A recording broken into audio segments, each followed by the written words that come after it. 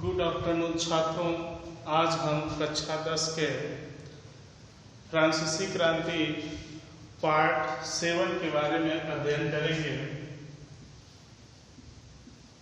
छात्रों, जैसे कि आपको इसके पहले हमने कई देशों के स्वतंत्रता संग्राम के बारे में अध्ययन कराया था, लेकिन आज हम जो है यूनान का स्वतंत्रता संग्राम के बारे में अध्ययन कराएंगे। यूनान का स्वतंत्रता संग्राम बहुत गौरवपूर्ण था। जैसे कि माना जाता है कि यूनान प्राचीन देशों में सबसे जो है शक्तिशाली देश था। यहाँ अनेक जो है चिकित्सक हुए, बहुत ज़्यादा शक्तिशाली लोग यहाँ पर हुए, और इतना ये लोग जो है कि आगे हो गए थे कि साहित्य, कला, विज्ञान इत्यादि के क्षेत्र में ये बहुत बड़ा योगदान दे रहा था। बात करें ये यूनान का, तो ये सभी देशों में लगभग सबसे जो शक्तिशाली देशों की इसकी गिनती होती थी। लेकिन फिर धीरे धीरे यूनान जो है यह अपने ऐशो आराम में बिजी हो गया, बहुत ज़्यादा व्यस्त हो गया और कुछ ऐसे काम करने लगे। फिर उसके पास अपनी पुरानी जो शक्ति थी सब कुछ छीन हो गई इसकी, और फिर ये सब कुछ खो देता है छात्रों। फिर बात करें 15वीं सदी की जब बात आती है, तो 15वीं सदी में तुर्की साम्राज्य के अंदर आ गया। तुर्की साम्राज्य था, यूनान जब कमजोर पड़ जाता है तो उस पर कब्जा कर लेता है तुर्की जब जो है कि कब्जा कर लेता है, तो यूनान के लोगों को समझ में आता है कि यार लगता है कि हम जो है कि गुलाम हो चुके हैं। तो इस तरीके से ऑटोमन साम्राज्य के खिलाफ ये जो यूनान था ये आंदोलन शुरू किया।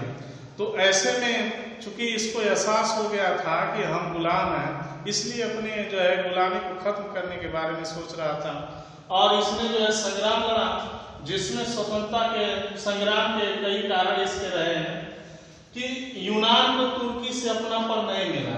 यूनान जो था, यूनान जब तुर्की के अंतर्गत आ जाता है तो इसको कोई जो है वैल्यू नहीं दी जाती है। जो यूनान था इसको तुर्की कोई जो है वैल्यू नहीं देता है। ऐसे में इसको समझ में आ जाता है कि लगता है कि हमें यह गुलाम बना दिया, हमें यह कोई सम्मान नहीं दे रहा है। ऐसे में यूनान के लोग जो है उससे बहुत नाराज हुए तुर्की से। तो इसलिए जो है संग्राम का जो है कि ये भी एक कारण बना है। और दूसरा जो कारण है, 18वीं सदी में तुर्की कमजोर हो गया। जैसे इसके पहले बताएं कि जब तुर्की था, तुर्की शक्तिशाली हो गया था ऑटोमन साम्राज्य, तो उस समय जो है तब तक जो है यूनान कभी बोला नहीं। लेकिन जैसे ही तुर्की जो है कि कमजोर पड़ता है, तो उसके बाद इसको फिर समझ में आता है कि हमें जो है आंदोलन कर देना चाहिए, इसके खिलाफ जो आवाज उठानी चाहिए। इस वजह से भी यह संग्राम जो है कि शुरू हुआ। ये भी दूसरा कारण था। फिर तीसरा कारण की बात करें छात्रों, तो 18वीं सदी के अंत में राष्ट्रवाद की भावना उत्पन्न हुई थी। 18वीं सदी के अंत में, जैसे आप जानते हैं, फ्रांस में राष्ट्रवाद की भावना उत्पन्न हुई थी। तो ऐसे में उसका जो है बहुत ज्यादा प्रभाव है इन देशों पर भी।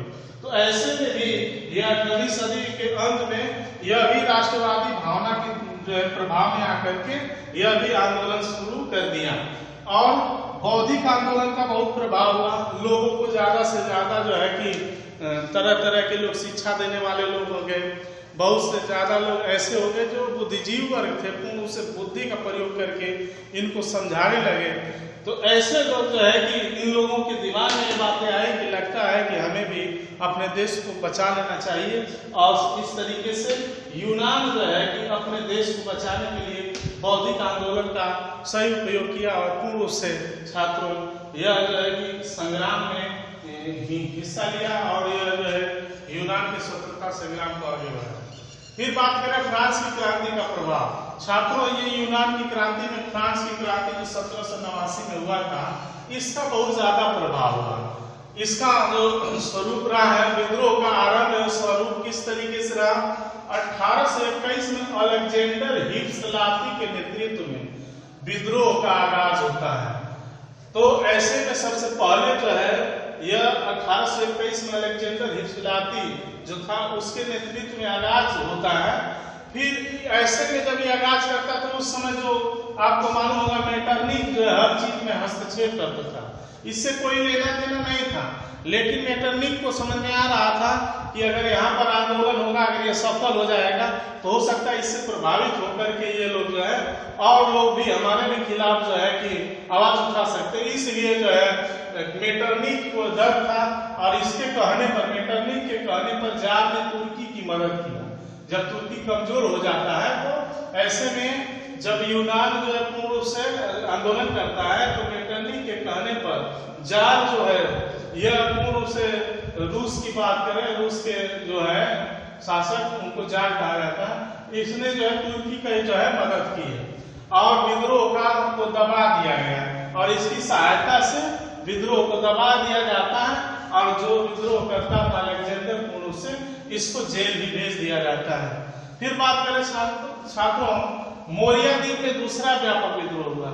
मोरिया द्वीप था, वहां पर भी अब जो है चूंकि इतना ये डरने वाले थे नहीं, लोग बहादुर थे, लेकिन फिर जब ऐसा हुआ, जब देखा कि यह दबा के, तो फिर वहां एक मोरिया द्वीप स्थान है, वहां पर भी विद्रोह होता है और ये यूनान की क्रांति पूर्ण रूप से स्वतंत्रता संग्राम आगे बढ़ती है।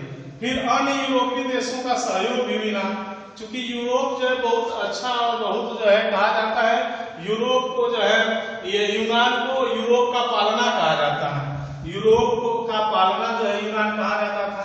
ऐसे में ज्यादातर देश इसके सपोर्ट में आते थे, यूनान के सपोर्ट में ज्यादातर देश आते थे।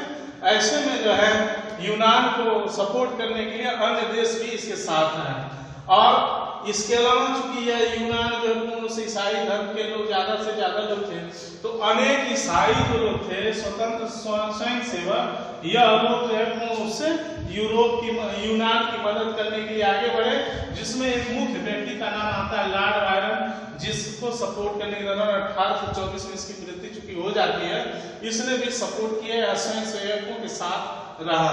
फिर बात करें तुर्की का सुल्तान जो महमूद द्वितीय था, यह जो धार्मिक रंग था, ये तुर्की का सुल्तान जो महमूद द्वितीय बना है, वो पूर्ण से वह धार्मिक बातों को ज्यादा ध्यान देता था। इसने लोगों को बताया कि यह जो है कि यहाँ पर पूर्ण से मुसलमान चूंकि बहुत ज्यादा शक्तिशाली उस समय देश नहीं हुआ करते थे, लेकिन तुर्की जो था वहां पर मुसलमान जो थे शासक, उन लोगों ने कहा अरे यार ये तो धर्म की बात है, ईसाई लोग एक हो रहे हैं, ऐसे में मुस्लिम लोगों को भी एक होकर के सपोर्ट करना चाहिए अपने देश के लोगों के लिए, अपने जाति अपने धर्म के संबंधित जो देश है।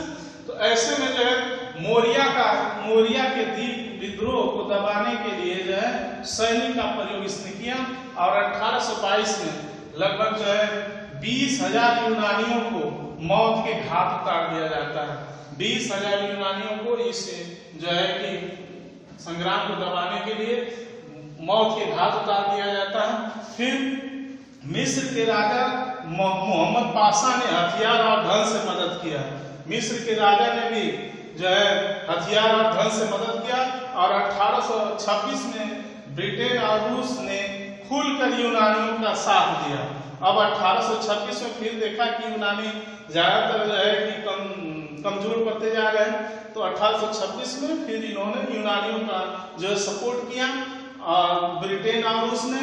फिर बात करें छात्रों जो कि जर्मनी का एकीकरण जो कि आपको आगे पढ़ाना है, तो 1870 से पहले लगभग 3000 राज्यों में बटा 300 राज्यों में बटा हुआ था जर्मनी, छोटे छोटे राज्यों में बटा हुआ था और इसमें जो है मुख्य रूप से इसके 3 पार्ट आते थे इस जर्मनी के। इसमें उत्तरी में जो है रसा व सेक्सनी कुछ राज्य थे और मध्य में जो था राइनलैंड था, दक्षिण में बवेरिया राज्य था। इस तरीके से यह जो है कि अलग अलग राज्यों में बटा था। पहले ये जो है 300 में छोटे छोटे टुकड़े थे, लेकिन बाद में इसको मिला करके या इस तरीके से इसके तीनों क्षेत्रों के कुछ देश मुख्य प्रदेश। फिर बात करें राज्यों छात्रों धार्मिक सामाजिक एकता का भाव, यहाँ भी इतना ज्यादा जो है कि अनेकता थी कि अलग अलग लोगों की भाषा थी, अलग अलग धर्म के लोग थे, जिसकी वजह से यहाँ पर एकीकरण कराना थोड़ा बड़ा मुश्किल था। इसलिए यहाँ पर बहुत ज्यादा जो है सहयोग करने का लोगों ने प्रयास किया और राष्ट्रवाद के उदय में पूर्ण रूप से राष्ट्रवाद में जब उदय होता है उस समय लोगों के पास समझ में आया कि हमें भी मिल करके अपने एक जर्मनी को जो है एकीकरण या मिला लेना चाहिए या एक तरह से जो है कि प्रभाव पड़ना चाहिए और सभी लोग मिल करके ये जर्मनी को एक कर रहे हैं। तो 18वीं सदी के अंत में जो है यह पूर्ण से यह राष्ट्रवाद की भावना यहाँ फैलती है जो है कि जर्मनी में, तो उसका बहुत ज्यादा प्रभाव पड़ा, जिसमें कुछ लोग थे जैसे राजनीतिक चिंतक के रूप में बुद्धिजीवियों का बहुत प्रादुर्भाव होता है, जिसमें स्टीम नाम के जो है कि ये बुद्धिजीवी व्यक्ति और हीमेर कांट ये तमाम जो है उस समय के पूर्ण रूप से ज्ञानी लोग थे, जो कि इसमें बहुत ज्यादा जो है सहयोग करने के लिए आगे आए और नेपोलियन और जर्मन राष्ट्र का विकास हुआ।